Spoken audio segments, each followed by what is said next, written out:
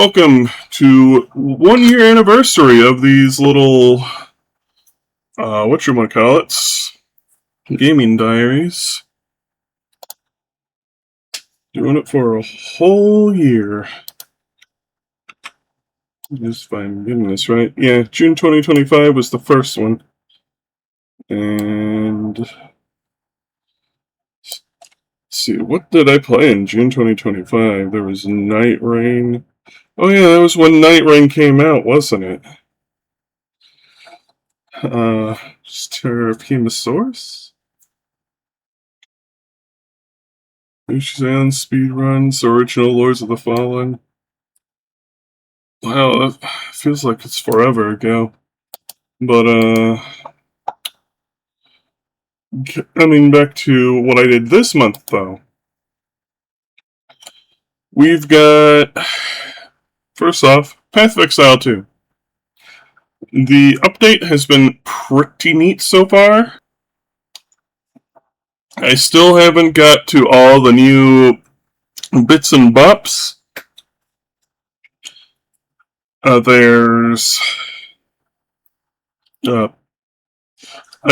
just finished the quest to defeat the Arbiter of Divinity. That's as far as I got with that. I'm still collecting, map levels, as it were, in order to just fill out the grid to, one, get the achievement done for the League to unlock some gear, and two, because I don't really wish to waste my time doing maps that aren't as good as they could be. As best I can put it. I've been playing with a Infernalist, Chaos Demon, and then I went at the request of a friend to try out this one Perfect Strike build that's been working out really well.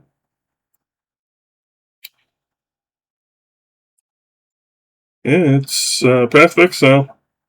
Still good fun. Good fun. Let's see. Did a DKC2 rando. Considering I remember not much about it other than it happened, it's probably just average. Fear and Hunger. I started a new game. This time I played as the Blood Magic Man. Forget what he's called. Dark Priest, I think. I found Darce and rescued her, and then immediately got our heads bitten off by the Crow Mauler. No relation to the YouTube channel Mauler. But, yeah, that was an experience. I've not gotten very far in Fear and Hunger, I feel. Like, the furthest I have ever gotten is still just, like, the mines area. Let's see, Shirin the Wanderer. The Tower of Fate and Dice of whatever. Fortune. Or was it Tower of Fortune and a Dice of Fate? Tower of Fortune and Dice of Fate, that's it.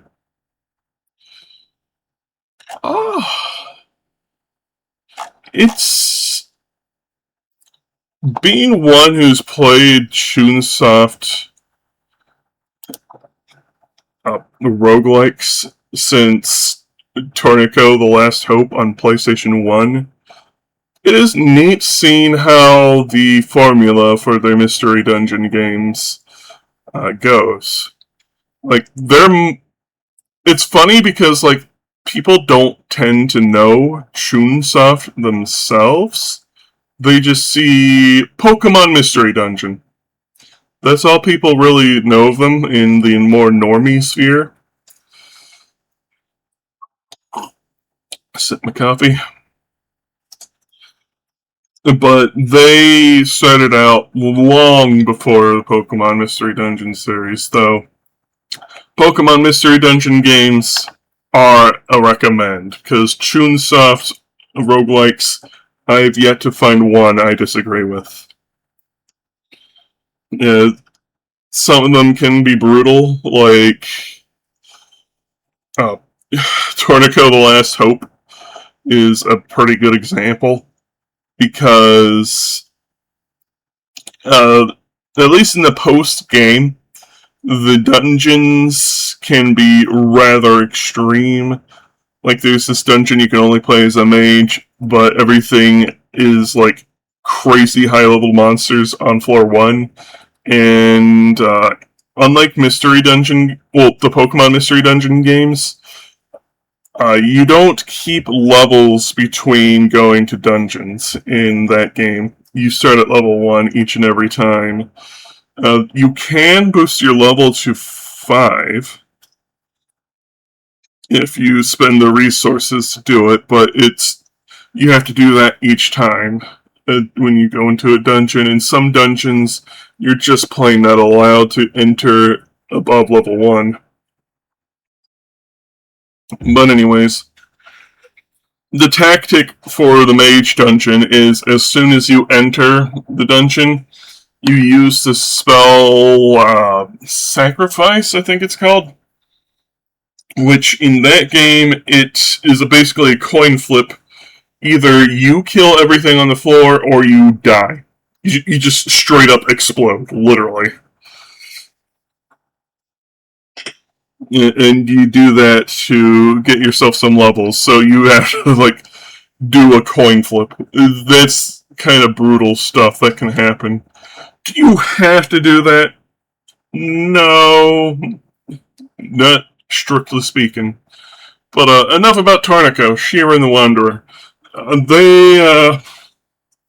There's a lot of familiar things, like, pots to stick your items in, traps, enemies. Like, I played Sheeran the Wanderer on the DS, which is a remake of the first game, if I remember right. Um, they've added a level up mechanic for your weapons. And what I mean by that is, it's not just adding the +1 and whatnot to the weapon like you do in other Chunsoft games, but you still have that. But there's also the weapon itself will level up. Like, it has this little experience bar. And the more you use it, your shields too, it will essentially evolve over time, gaining more base power and whatnot. So that's been pretty cool. I finished the first uh, real dungeon, as it were, which is the Tower of the Past. Uh, that's about as far as I've gotten before I put the game down. I didn't put the game down because, like, I hate it or anything. I've scratched my Mystery Dungeon itch. I'll pick it up again in the future because, like, well, it's a good game. Let's see, what other things did they add? There's, like, talismans, which are a new uh, projectile thing, because I'm going to use Pokemon Mystery Dungeon again as an example. If you remember, there's things like Corsola pins and barbs you can throw, and there's rocks you can throw as well. But that sort of stuff is in Sheeran as well. But the talisman is like a new type of thing in that way. In Sheeran, I should note that you don't throw barbs, you have arrows instead, but they're functionally the same. Um,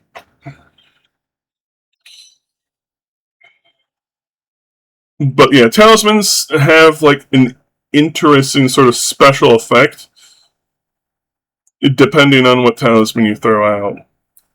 They're almost like mini spells, as it were.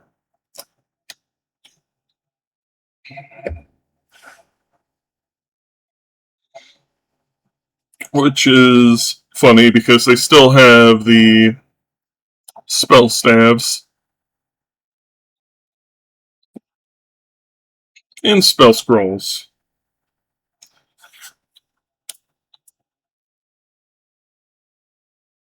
The game opens up with like a lot of side activity right out the gate, practically. Which is part of the reason why I only did like the first real dungeon, because I was busy doing a lot of the other side things you can do. Like there's a minesweeper sort of mini game you can do where you're put into like a small one room dungeon and you punch walls and it's minesweeper, essentially. And the goal for them is to like collect as much loot as you can, and you can just keep going and going until you either die. You're only afforded like one mistake, uh, so they're not completely heartless in that regard. But like you go until you die, or you call it quits, as it were. Uh, you can't just call it quits mid level.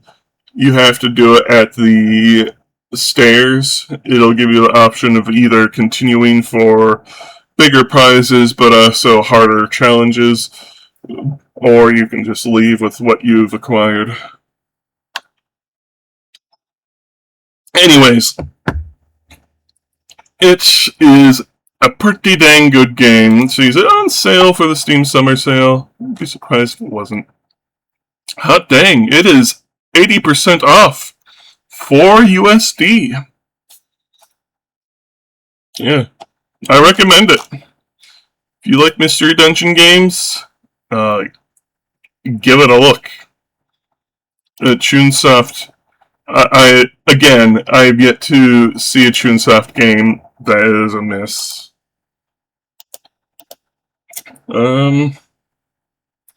See, I've also played a bit of Squeakross, which is that mouse habitat simulator X Picross. If you like Picross puzzles, give it a try. Pretty sure I've said this every time I've had this on the list. Yeah, it's just puzzles. Notogram. If that's your thing, give it a play. I love Squeakross, and there are hundreds of puzzles. They're apparently also planning on adding more with an update, if I heard right. So we might be crossing the 1,000 puzzle threshold, because right now there's like 813, something like that. Anyway. Elden Ring Reforged. In addition to Path of Exile 2, this is what has also been occupying most of my time this month. It is a nifty mod. I discovered it a few weeks ago, of course, because it's this month's diary.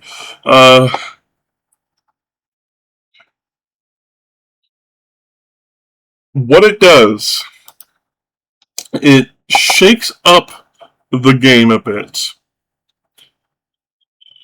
It's the best way I can describe it on shorthand. It has some new mechanics, such as to discourage players just spamming an attack button. They've added a feature where if you time your attacks, you attack faster and do a little bit more damage, and uses like less stamina and MP if that's relevant for what you're attacking with. And it's pretty cool. And the reason why it discourages it is because if you're just mashing R1, the timing reticle will not appear. So you don't need it strictly. You can still just spam R1 like you can with a normal game, but you're not going to be playing as well as you could. Enemies have more aggressive AI. It's really noticeable with like ranged enemies because they are almost relentless with their shots.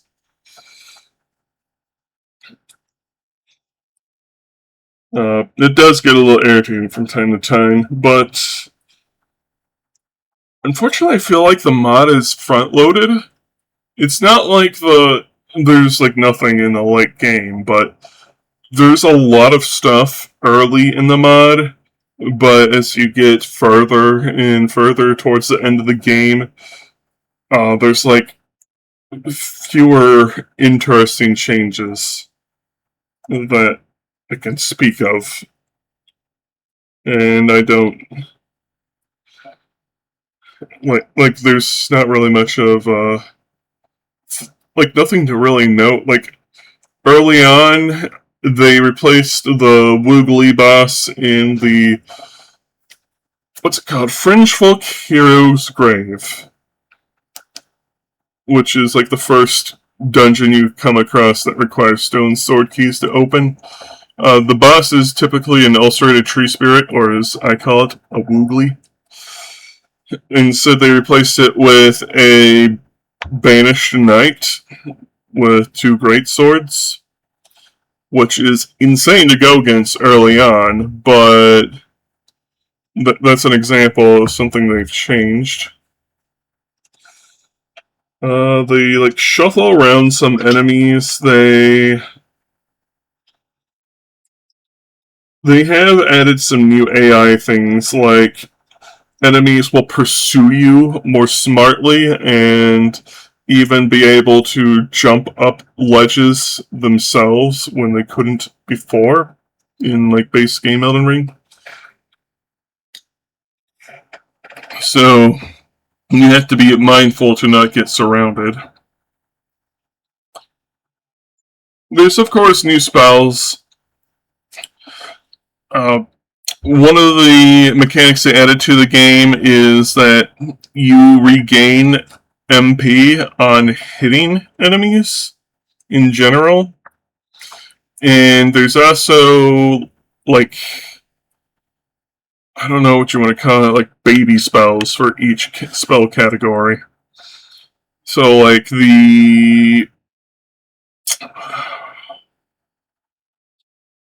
what's it called? Glintstone Shard, I think, is the name of the basic pew pew for mages. Goodness. Uh, they changed it a bit to be with their formula where these basic spells recover mana, like extra mana, on hitting things in addition to the normal recovery. But like big spells like Dragon Maw, for example, you do still gain like a tiny bit of MP, like you do with any attack, but it's not going to cover the cost of it, of course.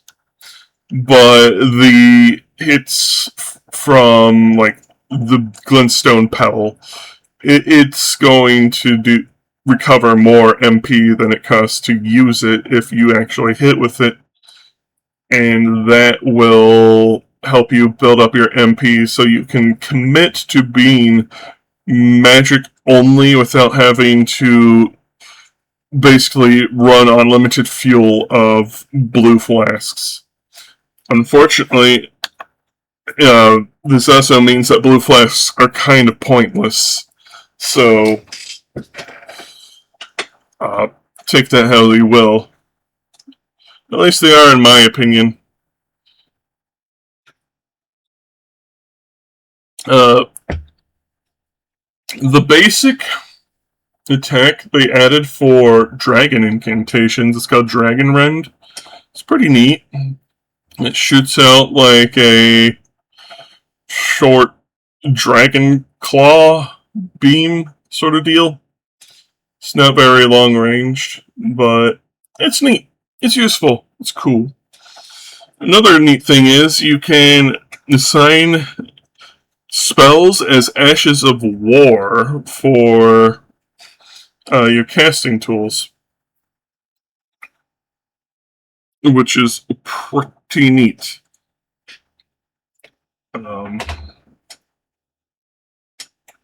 So, like, casting tools now all have, like, an Ash of War of some sort, instead of just being blank. And you can put the None Ash of War onto each one. So if you want them to be not interfering with your one-hand attacks with your other hand, you can set it up to be that way again. But any one-slot spell can be put as an Ash of War onto your caster, from what I can tell.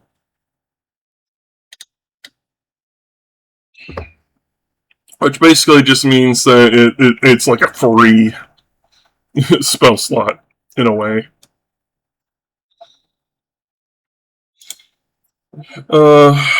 Let's see, what else have they done? There's like little trinkets around the world. Something to make you explore more carefully. They add like little platform challenges and hide these little rune pieces in every nook and cranny. And collecting them is pretty cool because you, if I understand this right, the skulls with glowing eyes you see around actually get upgraded amounts of runes they'll give you the more total pieces you have collected throughout the game. And also, in addition to that, the rune pieces are used to craft like little perks. And you unlock these perks by getting great runes from each of the bosses. Well, the big bosses from, the normal guys that have them. So, like, Godric's Great Rune allows you to craft things that give you a point into each stat, which is almost like leveling up in a way, but you're capped at 4 points per stat, per 25 rune pieces you find laying around.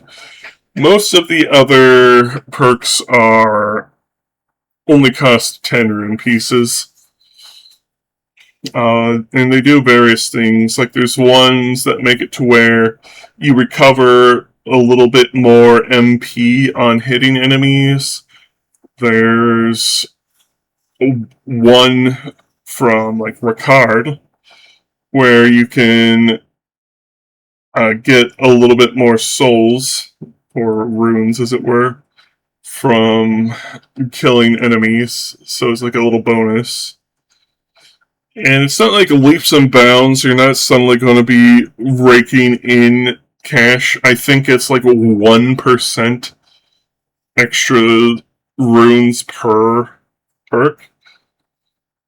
And for those, you can get up to 10. So 100 rune pieces to get a permanent 10% bonus to your rune acquisition is pretty nice. It's better than not having it, that's for sure.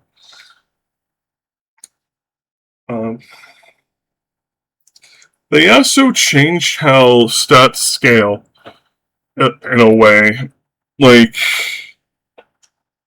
it's really weird. There isn't as much of a taper off like it usually has, where it's like, you start a bit low, it goes high, then it curves out to a more flat line. That's how it normally goes in the Souls games. They made it to where like it starts slow, gets a bit high, goes down a little bit, and then it shoots back up.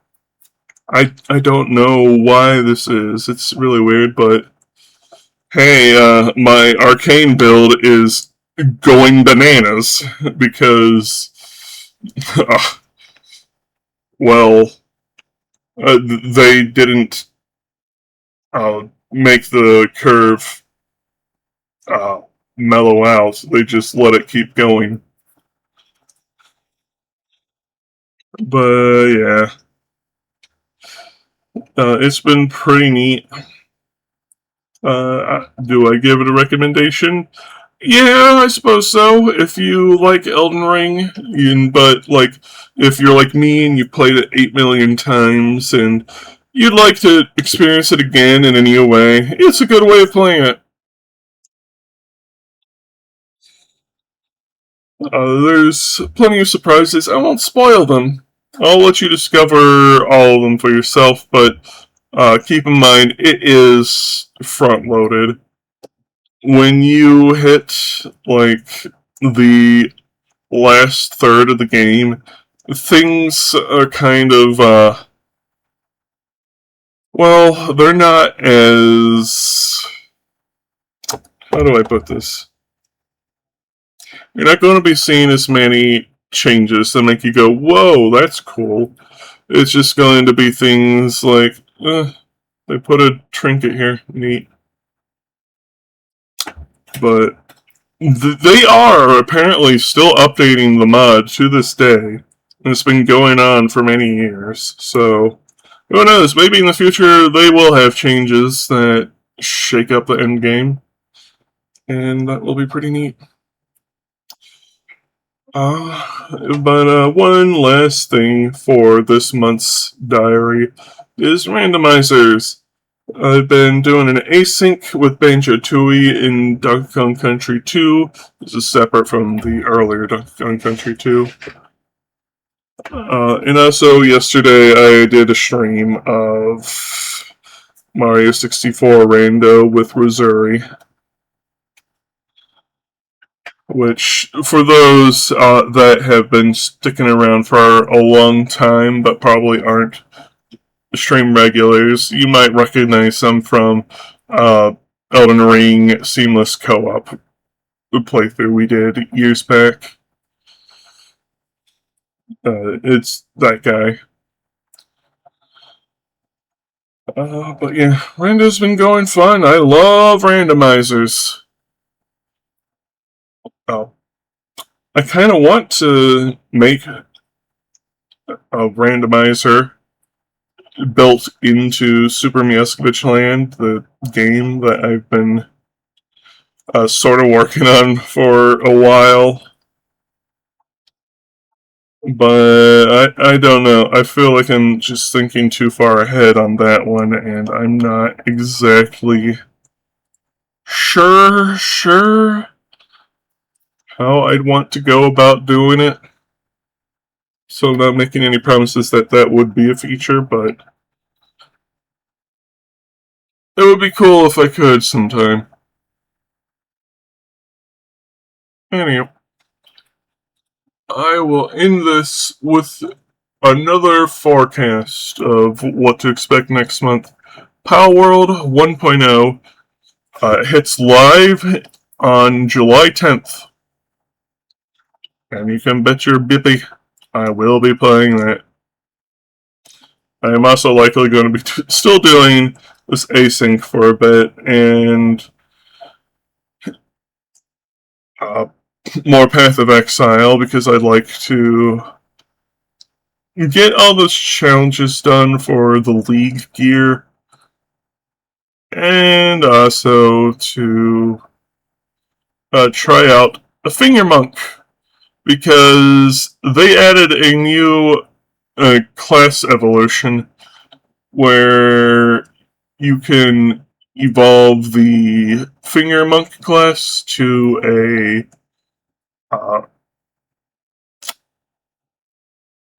Finger Apostle, I think it was. Not sure how that's going to go, but I do look forward to it, and I will discover it as I go. Anyways, peace, love, dope. Catch you guys on the flip side. See you in July.